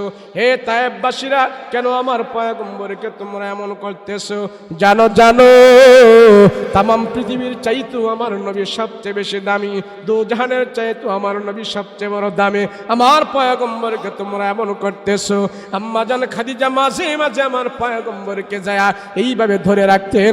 কাফেররা যখন আমার নবীর কাছে তেরে আসতেন, মা খাদিজা আমার পয়গম্বরকে এইভাবে ধরে কাফের মুশরিকদেরকে বুঝাইতেন, আমি খাদিজা বেঁচে থাকতি আমার নবীর গায়ে বিন্দু পরিমাণ তোমরা আচর দিতে পারবা না, আমি খাদিজা বসে আছি। আমার নবী রাহমাতুল লিল আলামিন মা খাদিজা রাদিয়াল্লাহু আনহাকে নিয়ে যখন নাকি পয়গম্বর ঘর সংসার করতেছে, নবীজির বয়স যখন ৪৫ বছর হয়ে গেল, আল্লাহর নবী রাহমাতুল লিল আলামিন দেখতে পাইলেন আম্মা জান খাদিজা অসুস্থ হয়ে গেছে, দুর্বল হয়ে গেছে। নবীজি বুঝতে পেরেছে মা খাদিজা মনে হয় দুনিয়ার জমিনে আর থাকবে না, আমার খাদিজা দুনিয়াতে মনে হয় আর থাকবে না, চলে যাবে। নবীজি এখন এদিক সেদিক যায় না, খাদিজার পাশে থাকে, খাদিজাকে খেদমত করে, খাদিজার মাথায় তোল দিয়া দেয়, খাদিজার পাশে থাকে। মা খাদিজা রাদিয়াল্লাহু আনহা অসুস্থ হয়ে গেছে। আমার নবী বলো, খাদিজা তুমি দুনিয়ার সব কিছু ছেড়ে দিয়ে আমার রাসূলের পাশে যেইভাবে ছিলা, আমিও তোমার পাশে সেইভাবে থাকতে পারি নাই। তোমার পর্যাপ্ত পরিমাণ সব কিছু আমি নবী দুনিয়াতে তোমারে দিতে পারি নাই। তবে জেনে রাখো, আখিরাতের মধ্যে আল্লাহ তোমাকে বঞ্চিত করবে না, জান্নাতে আল্লাহ তোমার সব ব্যবস্থা করে দেবে। নবীজি মা খাদিজার পাশে বসা আছে, রাহমাতুল লিল আলামিন পাশে বসা আছে, আর আম্মা জান খাদিজা অসুস্থ হয়ে গেছে। নবীজি মনে মনে ভাবতেছে মনে হয় দুনিয়াতে বেশি দিন আর থাকবে না, দুর্বল হয়ে গেছে। আল্লাহর নবী রাহমাতুল লিল আলামিনের রানীর উপরে আম্মা জান খাদিজার মাথাটা সের মোবারকটা আছে। নবী রাহমাতুল লিল আলামিন ডাক দেয়া কয়, খাদিজা, ও খাদিজা, তুমি কি চাইবা আমার কাছে চাও, আমি রাসূল তোমাকে দেওয়ার জন্য আজকে প্রস্তুত আছি। আম্মা জান খাদিজা কয়, রাহমাতুল লিল আলামিন, আমি এখনো কয়েকটা জিনিস আপনার কাছে চাইবো, আপনি ভালো করে শুনবেন। কয়েকটা জিনিসের ওসিয়ত করবো, আপনি ভালো করে শুনবেন। কয়েকটা জিনিসের নসিহত করবো, আপনি ভালো করে শুনবেন। নবী গো, বলেন আপনি আমার জিনিসগুলো পুরা করবেন কিনা, আমার জিনিসগুলো আমাকে দিবেন কিনা। আমি এখন যেই জিনিসগুলো আপনার কাছে চাবো, সেই জিনিসগুলো আপনি আমাকে দিবেন কিনা বলেন। আল্লাহর নবী বলে, খাদিজা তুমি বলো, আমি নবীজি তোমার চাওয়া পাওয়া পুরা করার জন্য প্রস্তুত আছি। বলো কি চাইবো বলো। যদি এমন অফার দেয় স্বামীরা, বর্তমান যুগে যদি স্বামীরা স্ত্রী করে বলে কি চাইবা তুমি চাও, তাহলে কি চাইবো? বুঝেনি তো কি চাইবো। আর মা খাদিজা আমার রাসূলের কাছে কি চাইছে জানেন?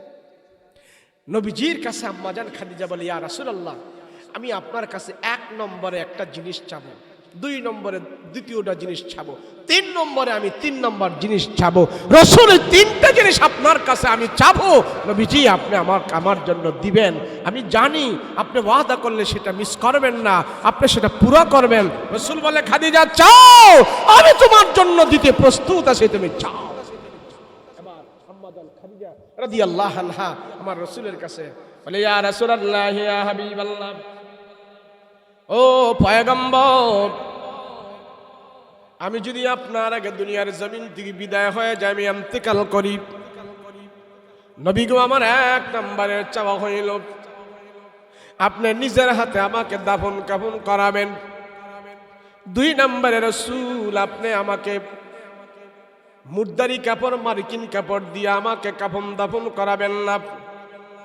বাজার থেকে নতুন কাপড় কিনে এনে আমাকে আপনি দাফন কাফন করাবেন না। আমার কাফনের কাপড়টা অন্য কিছু দিয়ে আনবেন না, কোথাও থেকে আনবেন না, নতুন কাপড় দিয়া দিবেন না। এ খাদিজা, কি দিয়া তাহলে দেব? কেন নতুন কাপড় দিয়া তোমার কাফনের কাপড় বানাবো না, কারণ কি? খাদিজা বলে, ইয়া রাসূলুল্লাহ, রসুল গো আমার দাবি হইল 1 নম্বরে নসিহত, বাজার থেকে নতুন কাপড় কিনে এনে আমার জন্য কাপড়ের কাপড় বানাবেন না। বলে কি দিয়ে বানাবো? রাহমাতুল লিল আলামিনের কাছে আম্মা জান খাদিজা বলে, ইয়া রাসূলুল্লাহ, আপনার গায়ের মধ্যে যে জুব্বাগুলো আছে, জামাগুলো আছে, আপনার গায়ের 2টা ঘামওয়ালা জুব্বা দিয়া আমার কাপড়ের কাপড় বানাইবেন। অন্য কোনো কাপড় দিয়ে আপনি আমাকে জানাজার দেবেন না, অন্য কোনো কাপড় দিয়ে আমাকে কাপড়ের কাপড় পরাইবেন না। ওগো রাহমাতুল লিল আলামিন পয়গম্বর, আমার দাবি হইল আপনার 2টা ঘামওয়ালা জুব্বা দিয়ে আমাকে কাপড়ের কাপড় পরাইবেন। নবী গো আমি জানি আপনার গায়ের ঘামওয়ালা জুব্বা যদি আমি খাদিজা আমার গায়ের মধ্যে লাগায় যদি কবরের মধ্যে যাই, এই ঘাম যার শরীরে লাগবে জাহান্নামের আগুন স্পর্শ করবে না।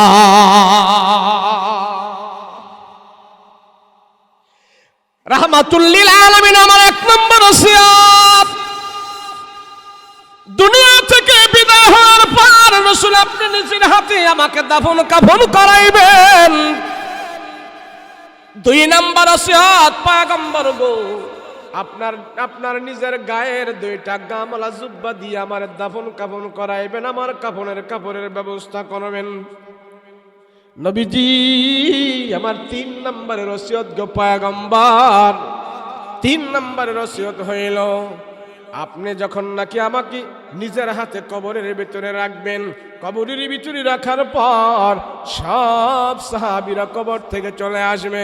নবীজি আপনি আমার কবর থেকে চলে আসবেন না, আপনি ওখানে দাঁড়ায় থাকবেন। আমার 3 নম্বর নসিহত, এ খাদিজা কেন ওখানে আমি দাঁড়ায় থাকলে তোমার লাভ হবে কি? আম্মা জান খাদিজা বলেন, নবী গো আপনি যতক্ষণ পর্যন্ত দাঁড়ায় থাকবেন, ওই ফেরেশতারা সওয়াল আর জবাব করতে যখন আসবে আপনি তাদের সওয়াল আর জবাবের উত্তরগুলো দিয়া দিবেন।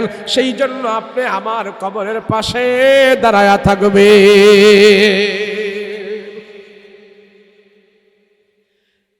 আল্লাহর নবী রাহমাতুল লিল আলামিন বলে, খাদিজা আমি রাসূল তোমার সাথে ওয়াদা দিলাম, কথা দিলাম, ও খাদিজা যাও তোমার ওয়াদাগুলো আমি পুরা করব, তোমার ওয়াদাগুলো আমি পালন করব, কথা দিলাম। মা খাদিজা রাদিয়াল্লাহু আনহা আমার পয়গম্বরের আগে যখন ইন্তেকাল করে আমার নবীর 2টা ঘামওয়ালা জুব্বা দিয়া তার দাফন কাফনের ব্যবস্থা করে, কাপড়ের ব্যবস্থা করে, জানাজার নামাজ পড়ায়া আম্মা জান খাদিজা কেনিয়া যখন কবরের ভেতরে রাখলো, প্রচন্ড রৌদ্রের ভিতরে আমার নবীজি সেখানে দাঁড়ায় আসে। সব সাহাবীদেরকে বলে যাও তোমরা চলে যাও। এক সাহাবী বলে, ইয়া রাসূলুল্লাহ আপনি কি এখানে দাঁড়ায় থাকবেন, এত রৌদ্রের ভিতরে চলে আসেন। নবী বলে, ও সাহাবীরা রে, আমাকে যাইবার কথা তোমরা বারণ করিও না, যাইবার কথা তোমরা বলিও না, আমি এখানে দাঁড়ায় থাকবো। আমার খাদিজার সাথে আমি ওয়াদা দিয়েছি, তার কবরের পাশে আমি দাঁড়ায় থাকবো। তোমরা সবাই চলে যাও, আমি এখানে দাঁড়ায় থাকবো। আমি খাদিজার সাথে ওয়াদা দিয়েছি, তোমাদের সাথে এখন আমি বাড়িতে যেতে পারি না। যাও তোমরা যাও, সবাই আল্লাহর নবী রাহমাতুল লিল আলামিন অনেকক্ষণ পর্যন্ত দাঁড়িয়ে আছে। জিবরাইল আলাইহিস সালাতু ওয়াস সালাম এসে ডাক দিয়া বলে, ইয়া রাসূলুল্লাহ, ইয়া হাবিবাল্লাহ, ও রহমতের নবী গো, কেন আপনি এখানে দাঁড়ায় আছেন, কারণ কি? এত রৌদ্রের ভিতরে আপনি এখানে কবরের পাশে, খাদিজার কবরের পাশে কেন দাঁড়ায় আছেন? নবী বলে, খাদিজার সাথে আমি ওয়াদা দিয়েছিলাম, ফেরেশতারা যখন নাকি সওয়াল আর জবাব করতে আসবে আমি খাদিজার পক্ষ থেকে জবাবগুলো দিয়ে দেব, তার সাথে ওয়াদা দিয়েছি, সেই জন্য আমি এখানে দাঁড়ায় আছি। ফেরেশতারা তো আসে না, কারণটা কি? আল্লাহর নবী কথা বলার পর জিবরাইল আমিন ডাক দিয়া কয়, রাহমাতুল লিল আলামিন, খাদিজার সওয়ালের জবাব আপনি দেওয়া লাগবেন না। আপনি যেমন খাদিজাকে ভালোবাসেন, আল্লাহ আপনার খাদিজাকে তেমন ভালোবাসে। ওই খাদিজার সওয়াল আর জবাব আপনি উত্তর দেবেন কে? আল্লাহ নিজে খাদিজার সওয়ালের জবাব উত্তর দেয়া দিছে, আপনার দেওয়া লাগবে। আপনি যেমন ভালোবাসেন আল্লাহ তেমন ভালোবাসে, বলেন সুবহানাল্লাহ। এদের ভিতরে কি সম্পর্ক ছিল, কি ভালোবাসা ছিল, কি মহব্বত ছিল। আর আমাদের মহিলাদের ভিতরে এমন ভালোবাসা মহব্বত আসেনি। সাতকে আছে, আমগো কুমিল্লাই নাই। আছে আছে, না থাকলে 150 হলে কেমনে? হ্যাঁ আছে।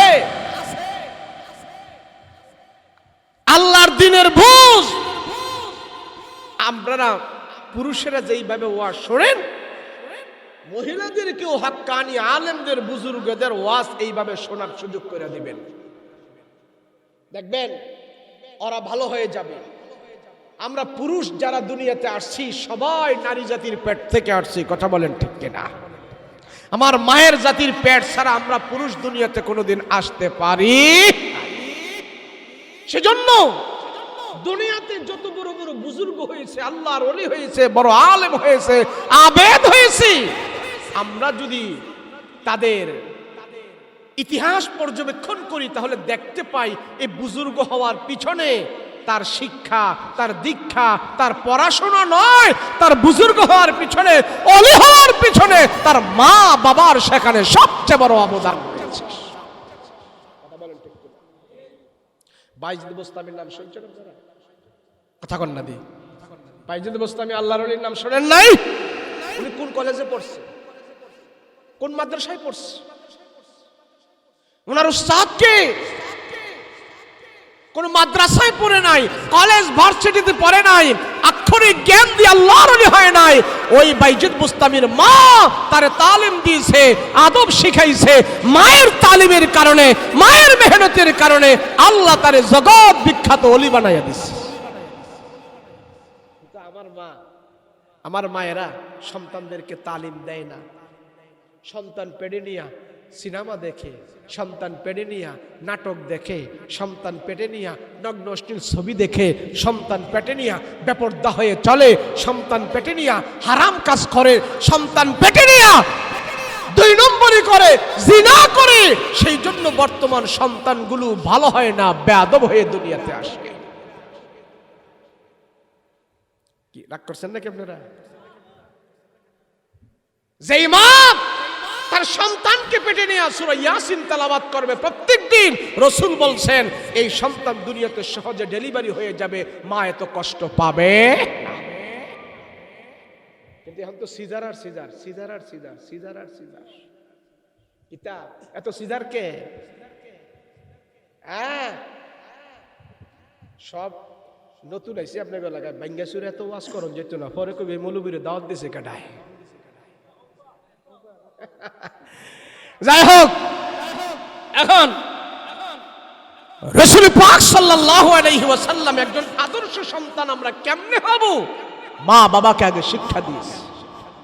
নবীজি বলে তোমার সন্তান যখন পেটে আসে, কোরআনে কারীমের মধ্যে একটা সূরা আছে, নাম হলো সূরা ইউসুফ। নাম কি? ইউসুফ নবীর নামে একটা সূরা আছে কোরআনে কারীমে।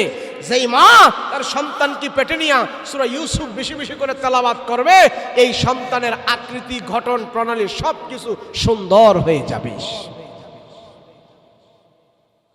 রাসূল বলেন সন্তান পেটে আসার পর এই মা যদি হারাম না খায়, এই মা যদি গুনাহ না করে, এই আসরগুলো সন্তানের পেটের মধ্যে সন্তানের উপরে যায় পড়বে। আব্দুল কাদের জিলানী রাহমাতুল্লাহ আলাইহি নামাজে দাঁড়াইছে, তো নামাজে দাঁড়াইয়া মন এদিক জায়গা হেদিক জায়গা, নামাজের মন থাকে না। তো ছোট মানুষ তো, মা আমি তো কোনো গুনাহ টোনা করি না, আমি গুনাহ টোনা বুঝি না, নামাজে আমার মন থাকে না কে? তো মা কয় আমি কেমনে জানি তোর মন নামাজে থাকে না কে? তো মা দেখো তো আমার পেটে নিয়ে তুমি কেউ গুনাহ টোনা করছিলা নাকি, আল্লাহ নাফরমানি টাফরমানি করছিলা, খেয়াল করে দেখো তো।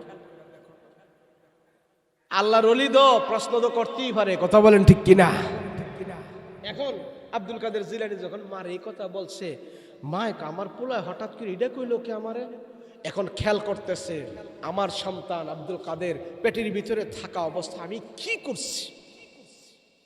তো সব দিনগুলো স্মরণ করতে আসে আমি তো কোনো গুনাহ করি না, আমার সন্তানকে পেটে নিয়ে বড় ধরনের কোনো কবিরা গুনাহ করি নাই, ছোট গুনাহ করি নাই, আমার এই সন্তানকে আমি পেটে নিয়ে অত বড় কোনো গুনাহ তো করি নাই, ছোট্ট একটা ভুল হয়েছিল। ভুলটা কি? তো পরে আব্দুল কাদের কি মা, আরে তুমি যখন আমার পেটে ছিলা, আমাদের পাশের বাড়িওয়ালা তার ছাদের উপরে ঘিয়ের কৌটা রদ্র দিছিল,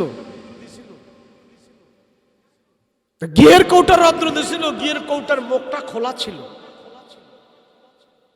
আমি সেখানে যে ওই ঘিয়ের কৌটা থেকে এক কর পরিমাণ ঘি খাইছিলাম, অনুমতি নিছিলাম না। তুমি তখন আমার পেটে ছিলে, আর আমি ঘিয়ের কৌটা থেকে এক কর ঘি আমার মুখে দিয়েছিলাম। মনে হয় আমি এই কাজটা ভুল করে ফেলেছি। এখন আমি বুঝতে পেরেছি, আমি তার থেকে অনুমতি না নিয়ে আমি এক কর পরিমাণ ঘি যে আমার পেটের ভিতরে ঢুকাইছি, এটা তো আমার উচিত হয় নাই, এটা তো বিনা অনুমতিতে আমি নিয়েছি, এই অন্যায়টা করেছি তুমি পেটের ভিতরে থাকতে। আর মনে হয় কোনো বড় ধরনের কোনো অন্যায় আমি করি নাই। আব্দুল কাদের জিলানী বলে, মা তোমার কাছে এটা ছোটখাটো অন্যায় হতে পারে, আমার কাছে এটা ছোটখাটো না, আমার কাছে বড় অন্যায় মনে হয়। যাও যাও পাশের বাড়িওয়ালা কাকা থেকে তুমি এখন যা ক্ষমা চেয়ে নাও, হয়তো পারে আল্লাহ তাআলা এর বদলে তোমাকে আমাকে ক্ষমা করে দিতে পারে। যাও মা ক্ষমা চেয়ে নাও। আব্দুল কাদের জিলানী রাহমাতুল্লাহ আলাইহি মাকে কথা বলার পর মা চলে গেল। পর্দা সহকারে যায় পাশের বাড়িওয়ালা কাকা থেকে যায় বলে, ও মা, কাকাকে বলে, ও ভাই, আমি একটা মস্ত বড় ভুল করে ফেলেছি, অন্যায় করে ফেলেছি, সেই জন্য আপনার কাছে আমি আসছি। কি অন্যায়? আপনি কি অন্যায় করেছেন? বলে, আমার সন্তান পেটে থাকা অবস্থায় অনেক বছর আগে আপনার ঘিয়ের কৌটা থেকে এক কর পরিমাণ ঘি আমি খেয়েছিলাম, এক আঙ্গুল পরিমাণ ঘি আমি খেয়েছিলাম, আপনার থেকে অনুমতি নেই নাই। এখন আপনি হয়তো ঘিয়ের দাম নেন, না হয় আপনি আমাকে মাফ করে দেন। ওই পাশের বাড়ির কাকাওয়ালা ডাক দেয়া বলে, জান জান, আমি কোনো দাবি রাখলাম না, আমি আপনাকে মাফ করে দিলাম। এবার যখন নাকি আব্দুল কাদেরের কাছে এসে বলে, ও আব্দুল কাদের, পাশের বাড়িওয়ালা কাকা থেকে আমি ক্ষমা চেয়ে আসছি, সে আমাকে মাফ করে দিয়েছে। আব্দুল কাদের এবার যায় নামাজের মধ্যে দাঁড়াইলো। নামাজের মধ্যে দাঁড়ানোর পর নামাজ শেষ করে এসে মাকে ডাক দেয়া কয়, মাগো, আগের নামাজ আর এখনকার নামাজ আকাশ তপাল পার্থক্য হয়ে গেছে। এমন এক দামি জিনিস।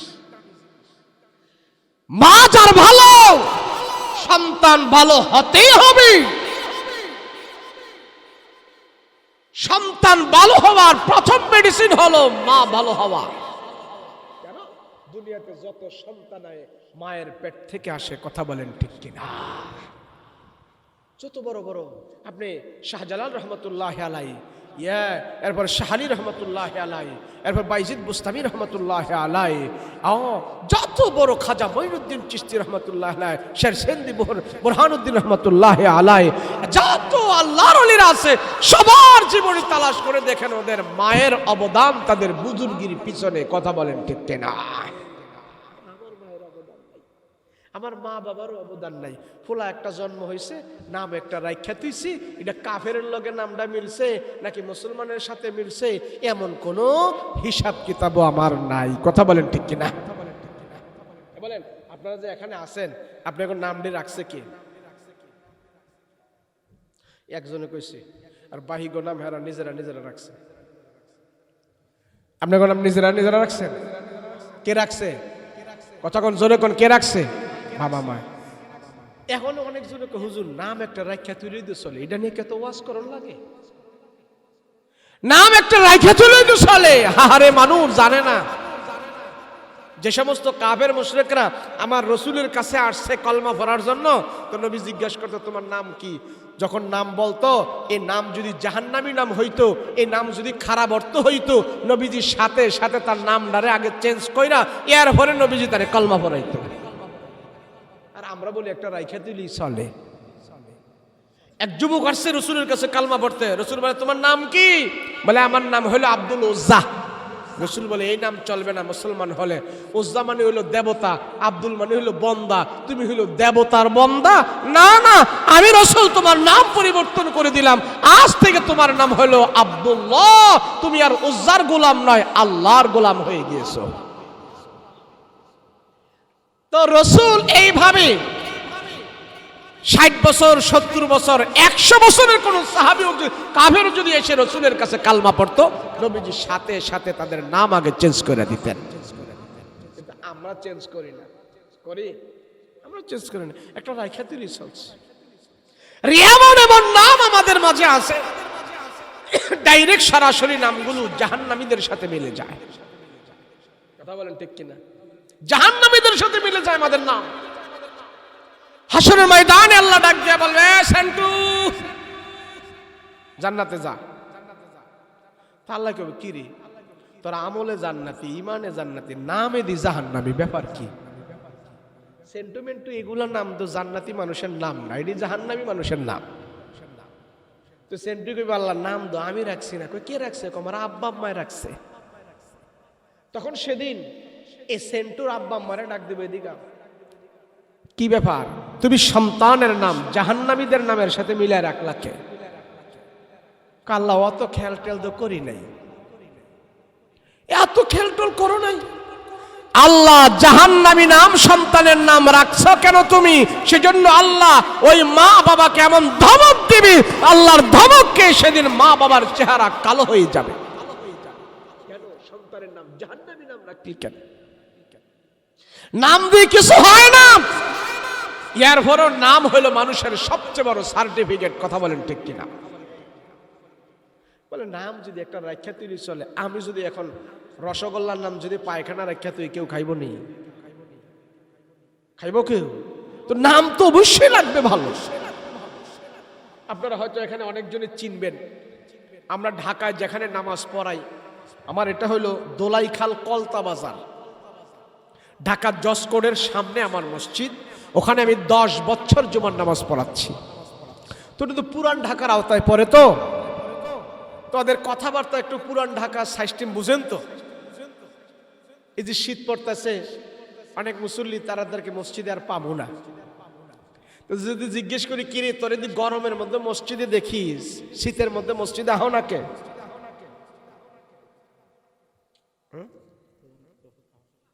বুঝি না আপনার কথা। আমি অপেক্ষা করলে আমি কি করতাম? আমার করণীয় কি? নিয়ে এলাম না, সমস্যা নাই, নিয়ে আসেন, আমি ছেড়ে দেবো তো, সমস্যা নাই। আরে আমি তো আপনাদের ভাষা অনেক বুঝি না অনেক সময়। এখন কিরে তরে দি গরমের মধ্যে মসজিদে দেখি এসির নিচে, ফ্যানের নিচে, তো শীতের মধ্যে তোরে পাই না কে? এই তুই মসজিদে আহস না কে? জানো না আমার উম্মতকে আল্লাহ পাক সান কফাইল্লা বানাইছে, সান কফাইল্লা, শান কফাইল্লা। কেমনে? বুখারী শরীফের মধ্যে হাদিস আসছে, রাসূল বলেছেন গুররান মুহাজ্জালিনা মিন আসারিল ওযু, আমার উম্মতকে ওযুর ভিতরে আল্লাহ 4টা ফরজ দিয়েছে। কয়টা ফরজ? বুঝতে পারেন না কয়টা? 4টা ফরজ দিছে। এই 4টা ফরজ আমার উম্মত যখন আদায় করে, হাত ধোয়, পা ধোয়, মুখ ধোয়, মাসে করে, এই 4টা ফরজ অন্য কোন নবীর উম্মতের বেলায় ফরজ ছিল না, এটা আমাদেরকে ফরজ কইরা দিচ্ছে। এই 4টা ফরজ যখন উম্মতে মুহাম্মাদি আদায় করবে, ওযু করবে, নামাজ পড়বে, কোরআন তেলাওয়াত করবে, এই অঙ্গ প্রত্যঙ্গগুলো হাসরের ময়দানে নূরের লাইট হয়ে জ্বলতে থাকবে। আমি রাসূল চিনে চিনে সুপারিশ করে জান্নাতে নিয়ে যাব। আর ওযু করলে, নামাজ পড়লে রাসূলের সুপারিশ, না পড়লেও কি সুপারিশ আছে? কথা কয় না দি। রাসূল বলে ওযুর চিহ্ন দেখে আমি সুপারিশ করব, এটা আমার উম্মত। কিন্তু বেটা নামাজই পড়ে না, ওযু করবো কই থেকে? কথা বলেন ঠিক না? কোনো পিসাব যদি বলে যে তখন নামাজ রোজা লাগবো না, আমি তো করে ফারাইয়া তরাইয়া সরাইয়া বেহেশত লয়ে যাবো, খালি আমার মুরগা দিবি, খাসি দিবি, গরু দিবি, আমি রাক্ষসের লাহিন খাবো, এমন যদি কোনো পিসাব বলে আমরা কি তারে মানব? কথা বলেন মানব? যদি নামাজ মাহফি হইতো, ওযু মাহফি হইতো, তো আমার নবীজি শেষ বয়সে ইন্তেকালের আগ পর্যন্ত রাসূল নামাজ পড়লো কেন? কথা বলো ঠিক কিনা? যেই নবী যদি আল্লাহর সাজদা দিয়ে নামাজ পড়তে পারে, তুমি কোথাকার পিচ্ছা মারছো? নামাজ রোজা লাগে না? এটাই ভণ্ড, এটাই শয়তান। কথা বলেন ঠিক কিনা? আমরা কি রাসূলকে দেখবো নাকি ভণ্ডকে দেখবো? রাসূলকে দেখবো, আমার রাসূলকে দেখবো, নবীকে দেখবো। নামাজ পড়বেন তো ইনশাআল্লাহ? পড়বেন? নামাজ পড়বেন ইনশাআল্লাহ? নামাজ পড়বেন? ওযু ছাড়া না ওযু কইরা? শীতের দিনে তো কিছু লোক আছে ওযু ছাড়াই এরা নামাজ পড়ে ফেলে। কিছু কিছু বয়স্ক মুরব্বী আছে, কলের পারে যায়, হারা এদিকে দিক তাকায়। হ্যাঁ, লোকজন আসেনি পুরো শীতের মধ্যে, দেখে যে না কেউ নাই, তো মাশাআল্লাহ দিল তাপ্তুপ করে উর্পে দিয়ে এইভাবে মাইরা আয়া পড়ে। আসে না না ভাই? ওযু ছাড়া নামাজ হবে না, গুনাহ হবে, ঈমান চলে যাবে ওযু ছাড়া যদি কেউ নামাজ পড়ে। ওযু করলে লাভ না লস? যেটি ওযু করে না এটি হলো কুইরা। কুইরা বুঝেননি? আপনাদের দেশে কুইরা কয় না আইলসা কয়? কুইরা আইলসা সবই কয় না? ছোট কালে এই কুইরার একটা কিচ্ছা পড়ছিলাম কয়ালাই হুজুরে আবার আগে। হ্যাঁ, ঢাকা শহর দুই ফকির সারাদিন ভিক্ষা করে শুয়ে রয়েছে। তো ভিক্ষা করে শুয়ে রয়েছে, বিকাল বেলা এক ভদ্রলোক অফিস করে কলা নিয়ে যাইতেছে বাসায়। তো দুইটা শুয়ে রয়েছে, তো এক ফকিরে ডাক ডাক, স্যার আল্লাহর রাস্তায় একটা কলা দেন না খাই। তো বেচারার মায়া লাগছে, আরে ফকির মানুষ চাইছে, তো একটা কলা ছিঁড়া হেরে দিছে। তো ফকির কয়, স্যার আর একটু উপকার করেন না। কি উপকার? কলাটা যখন দিছে না, কলাটা একটু সোলাইয়া দেন না। তো বেচারা চিন্তা করলো, কলা যখন দিছি এই সোয়াবদার রাখা লাভ কি? এটাও কামাই। দিছে কলা সোলাইয়া। স্যার আর একটু উপকার করেন না। কয় কি? একটু হা করছে, মুখের ভিতর ঢুকাইয়া দেন না। তো বেচারা ভদ্র মানুষ, সে কয় কলা দিলাম সোলাইয়া, তো এই সোয়াবার রাখা লাভ কি? দেই মুখের ভিতর ঢুকাইয়া। দুই ফকির, তো এক ফকিরে কলা এমনি ভিক্ষা করে খাইছে, দূরে এক পুলিশ তাকায় তাকায় দৃশ্য দেখছে। দেখা পুলিশে কয়, আরে ফকির, সারা রাত শীতের মধ্যে ডিউটি করে কেউ 10টা টাকা দেয় না, তোরে কলা দিছে বেলায় সোডাইয়া মুখের ভিতর ঢুকাইয়া রাখাইতাছি। পুলিশের তো মাথা গরম, এই ব্যাত লইয়া আইসে এই যে ফিডে শুরু করছে, এত আরামে ভিক্ষা করা কই পাইছ? তো পাশে আরেকটা শুয়ে রয়েছে না, হ্যাঁ স্যার হ্যাঁ ভালো করে দেন, হ্যাঁ বড় হলো স্যার হ্যাঁ ভালো করে ফিডান। তো পুলিশে ফিডায় আর হ্যাঁ খালি খুশি হয়। হ্যাঁ খালি খুশি হয়। তো খুশি হওয়ার পর হ্যাঁ হুজুরাই বলতেছে, সব আস্তে করো, আস্তাগফিরুল্লাহ আল্লাযী লা ইলাহা ইল্লা হুয়াল হাইয়ুল কাইয়্যুম ওয়া আতুবু ইলাইহি লা হাওলা ওয়ালা কুওয়াতা ইল্লা বিল্লাহিল আলিয়্যিল আযীম। আল্লাহুম্মা সাল্লি আলা সাইয়্যিদিনা নাবিয়িনা শাফিয়ানা হাবিবানা মাওলানা মুহাম্মদ সাল্লাল্লাহু তাআলা আলাইহি ওয়া আলা আলিহি ওয়া আসহাবিহি আজমাইন। আল্লাহুম্মা আমিন। ربنا ظلمنا أنفسنا وإن لم تغفر لنا وترحمنا لنكونن من الخاسرين। رب العالمين পরওয়ারদিগার আলম, আয় আল্লাহ আমি মুসাফির মানুষ, আয় আল্লাহ তোমার বান্দার এতক্ষণ বসে বসে কোরআন ও হাদিস থেকে কিছু কথা শুনেছি, আল্লাহ এই মাজমাকে তুমি কবুল করে নাও। আল্লাহ বক্তা শ্রোতাকে আল্লাহ তুমি কবুল করে নাও। আয় আল্লাহ যাদের অর্থায়নে চেষ্টা মেহনতে সময় দিয়ে শ্রম দিয়ে বুদ্ধি দিয়ে পরামর্শ দিয়ে আল্লাহ জান্নাতের বাগান সাজাইলো, ওয়াজ মাহফিলের ব্যবস্থা করে নাও। আল্লাহ প্রত্যেকের মেহনত আল্লাহ তুমি কবুল মঞ্জুর করে নাও। আয় আল্লাহ তাআলা এখানে যারা উপস্থিত আছে আল্লাহ এদের ভিতর থেকে যারা মা বাবা অন্ধকার কবরে আছে